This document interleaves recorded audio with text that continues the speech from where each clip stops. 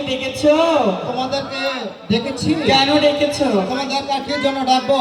ওই যে দেখো আমার গুরুদেব গিয়েছে ওই অথই জলের নিচে আর 12 বছর সিদ্ধি সাধন লাভ করার জন্য।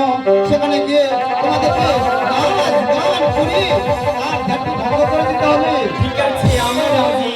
বিনিময়ে কি পাবো আমরা? তুমি পাবে একটি বেনারসি শাড়ি। তাই বলছো? এদের ঠিক বউ দিয়ে আছে, দেবো। তুমি আমাদের সাথে থাকো, কেমন? আচ্ছা সাথীগণ চলে এসো। চেংড়ে বন্ধু রে,